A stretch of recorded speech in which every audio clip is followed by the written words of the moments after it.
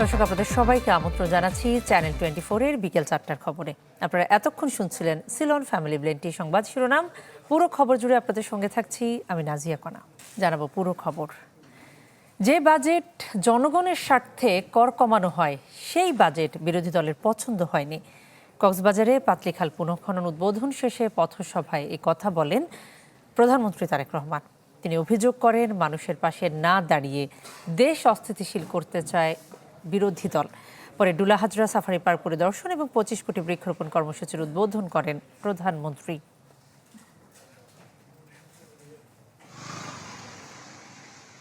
1979 সালে কক্সবাজারের পিএমখালী ইউনিয়নে পাতলি খাল খনন করেন শহীদ রাষ্ট্রপতি Ziaur Rahman.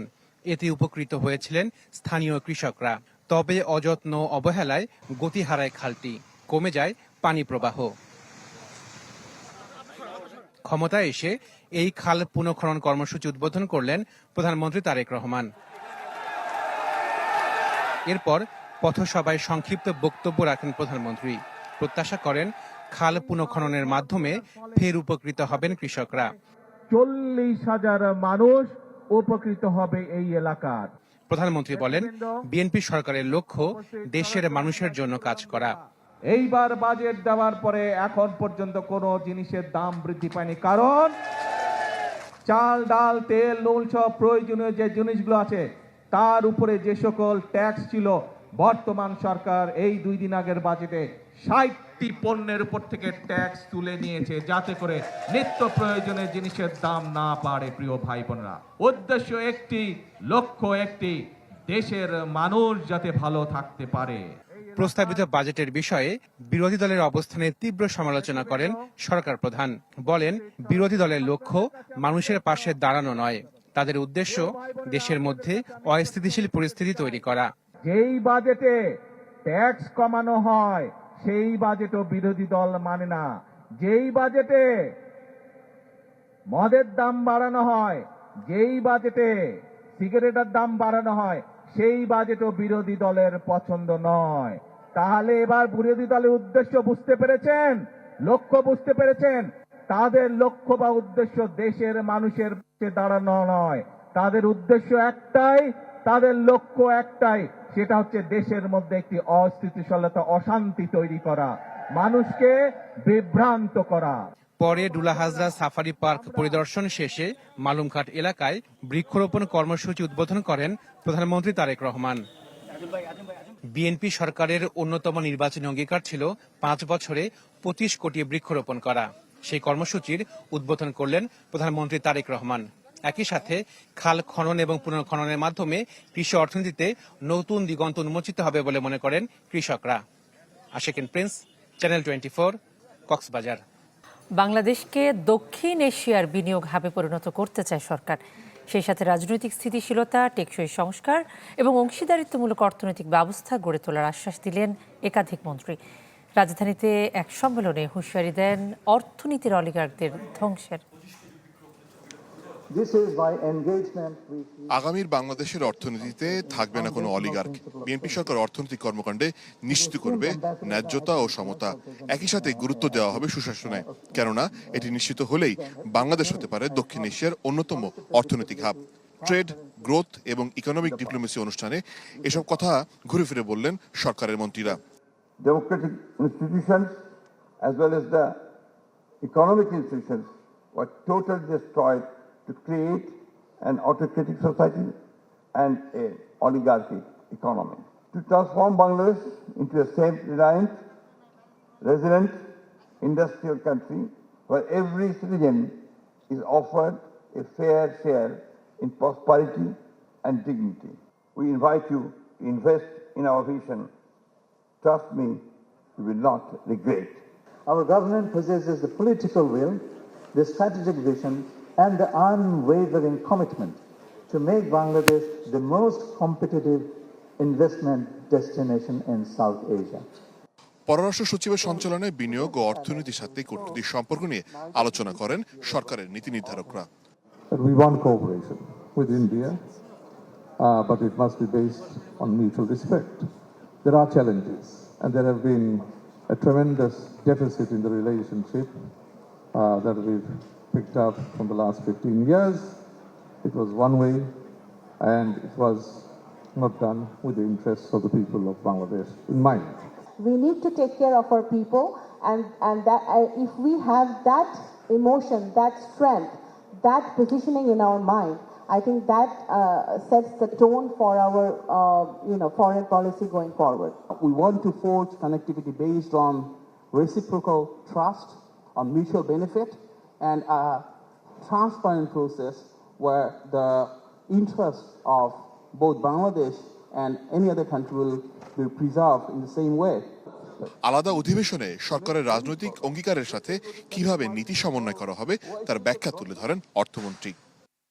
I can assure you, the kind of deregulation that we have proposed in the budget, if I go on now with those here, it will take another 1 hour or so. So, I can assure you, deregulation was this was our top priority. And we are very passionate about deregulation, quite honestly. এই সম্মেলনে অংশগ্রহণকারীদের কাছ থেকে সম্ভাব্য অংশীদার engagement note জমা দেওয়ার আহ্বান জানান উদ্যোক্তারা। এর ভিত্তিতে আগামীতে আরো আলোচনা করে করণীয় নির্ধারণ করবে সরকার। মোর্শেদ হাসিব, চ্যানেল 24, ঢাকা। চাঁপাইনবাবগঞ্জের রোকনপুর সীমান্ত দিয়ে 15 জনকে পুশিনের চেষ্টা করেছে ভারতীয় সীমান্তরক্ষী বাহিনী বিএসএফ, তবে বিজিবি বাধায় তা প্রতিহত হয়। নওগাঁ ব্যাটালিয়ন জানায় যে গেল রাতে রোকনপুর বিওপি সীমান্ত এলাকায় 15 জনকে নদীপথে বাংলাদেশে পাঠানোর চেষ্টা করা হয়। এর মধ্যে 2 জন পুরুষ, 8 জন নারী এবং 5 শিশু রয়েছে। বিজিবির বাধার মুখে প্রায় 2 ঘন্টা পর বিএসএফ তাদের ভারতে ফিরিয়ে নেয়। এদিকে কুষ্টিয়ার দৌলতপুরের প্রাগপুর সীমান্তে বিএসএফের পুশিনে ব্যর্থ হওয়ায় 12 জন এখনো শূন্য রেখায় খোলা আকাশের নিচে অবস্থান করছেন। তাদের ফেরতের বিষয়ে পতাকা বৈঠকে বসে বিজিবি এবং বিএসএফ, কিন্তু কোনো সিদ্ধান্ত ছাড়াই শেষ হয় এই বৈঠক।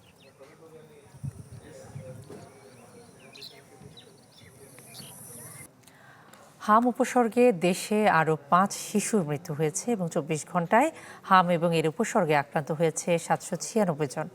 বিজ্ঞপ্তিতে এই তথ্য জানিয়েছে স্বাস্থ্য অধিদপ্তর, যেখানে বলা হয় গেল 15 মার্চের পর থেকে এই পর্যন্ত নিশ্চিত হামে 92 জনের মৃত্যু হয়েছে। একই সময়ে হামের উপসর্গে মৃত্যুর সংখ্যা 556। এখন পর্যন্ত নিশ্চিত হাম রোগী 10,248 জন, আর সন্দেহজনক হাম রোগীর সংখ্যা 84,899 জন।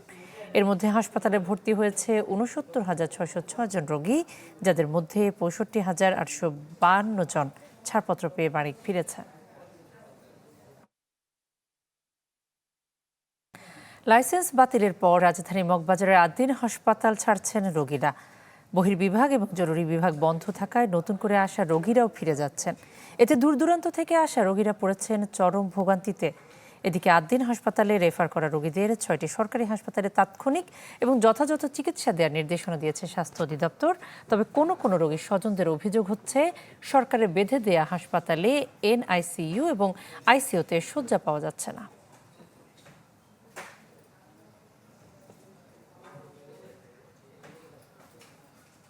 ভারতের আসামের জোরহাটে ভারতীয় বিমান বাহিনীর একটি পরিবহন বিমান বিধ্বস্ত হয়েছে এবং এতে মারা গেছেন 5 জন। ভারতীয় বিমান বাহিনী জানিয়েছে, স্থানীয় সময় সকাল প্রায় 10টায় নিয়মিত প্রশিক্ষণে উড্ডয়নের সময় বিমানটি দুর্ঘটনার শিকার হয়।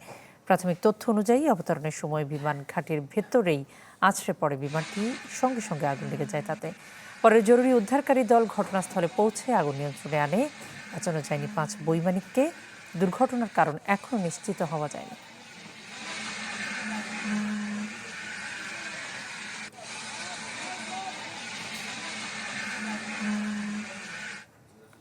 জানাবো আরও কিছু খবর। চট্টগ্রামে জাতীয় দলের ক্রিকেটার নাঈম হাসানকে পুলিশি হেনস্থা এবং নির্যাতনের ঘটনায় 2 পুলিশ সহ 3 জনের বিরুদ্ধে মামলা হয়েছে। গ্রেপ্তার হয়েছে পুলিশের এক সোর্স। 2 পুলিশ সদস্যকে করা হয়েছে সাময়িক বরখাস্ত। খুলশী থানায় হেনস্থা এবং নির্যাতনের বর্ণনা দিচ্ছিলেন জাতীয় দলের ক্রিকেটার নাঈম হাসান। তিনি এই পুলিশি হেনস্থার শিকার হন শুক্রবার রাত 12টার দিকে। ডিপিএল এর খেলা শেষে চট্টগ্রাম বিমানবন্দরে নেমে চাঁদগাঁওয়ের বাসায় ফেরার সময় নগরীর লালখানবাজার এলাকায় ঘটে এই ঘটনা। বিমানবন্দর থেকে লালখানবাজার এলাকায় পৌঁছালে পুলিশ নাঈমের অটোরিকশা আটকায়। তারা ডিবি পরিচয়ে তাকে অন্য একটি অটোরিকশায় তোলার চেষ্টা করেন। নিজের পরিচয় দিয়ে অটোরিকশায় উঠতে অস্বীকৃতি জানালে মারধর করেন তারা। স্থানীয় লোকজন নাইমকে চিনে এগিয়ে এসে ঘটনার প্রতিবাদ জানালে পুলিশ জোর করে তুলে তাকে থানায় নিয়ে যায়। সেখানেও ওসির উপস্থিতিতে আরেক দফা হেনস্থা করা হয়। পরে খবর পেয়ে থানায় ছুটে যান স্বজনরা। এক পর্যায়ে তাকে ছেড়ে দেওয়া হলে প্রাথমিক চিকিৎসা নিয়ে বাসায় ফেরেন নাইম। পশুর মতন ব্যবহার করতে, এরকম বাজে দিয়ে আমি জীবনে দেখি নাই। আমার গলা চিল্লি করছে, তো আমি চিল্লাচিল্লি করছি, আব্বুকে কল দিছি, আমার মোবাইল নিয়ে নিছে। উনি আমাকে ওখানে মারছে, সবাই ছিল। ঘটনাটি জানার পর সকালে তার বাসায় ছুটে আসেন ক্রিকেটার, ভক্ত ও শুভাকাঙ্ক্ষীরা। এই ঘটনায় নাইম শারীরিক ও মানসিকভাবে বিপর্যস্ত বলে জানান স্বজনরা। ও ন্যাশনাল টিমের প্লেয়ার হয়ে ওর সাথে যে হ্যারাসমেন্টটা হয়েছে, আসলে ওটা নিতে পারতেছে না। ওটা নিতে পারতেছে, ওর মানসিকভাবে ভেঙে পড়ছে। আমার কথা হলো, ও প্লেয়ার, আজকে ওর বিচারটা হচ্ছে, কিন্তু সাধারণ লোক হলে তো এগুলোর কোনো খবরও থাকতো না। জিনিসটা আনএক্সপেক্টেড একটা ক্রিকেটারের সাথে হওয়া, আর আমরা এই ঘটনাটির সুষ্ঠু বিচার চাই। সকালে নাইমকে দেখতে বাসায় যান সিএমপি কমিশনার। এই ঘটনায় পুলিশের পেশাদারিত্বের ঘাটতি ছিল জানিয়ে দুঃখ প্রকাশ করেন তিনি। এই ব্যাপারে পুলিশ সদস্যদের মধ্যে যারা দায়ী আছে তাদের বিরুদ্ধে যথোপযুক্ত ব্যবস্থা নেওয়া হবে এবং অলরেডি আমরা 2 জনকে সাসপেন্ড করেছি, সাময়িক বরখাস্ত করেছি। শুধু সাময়িক বরখাস্ত নয়, এটার জন্য সর্বোচ্চ শাস্তি নিশ্চিত করা হবে, বিভাগীয় ব্যবস্থা নিশ্চিত করা হবে। এই ঘটনায় পুলিশ সদস্য সহ 3 জনের বিরুদ্ধে মামলা করেছে নাইমের পরিবার। রনি দত্ত, চ্যানেল 24, চট্টগ্রাম। এই ছিল বিকেল 4টার খবরে। এতক্ষণ সঙ্গে থাকার জন্য আপনাদের সবাইকে ধন্যবাদ।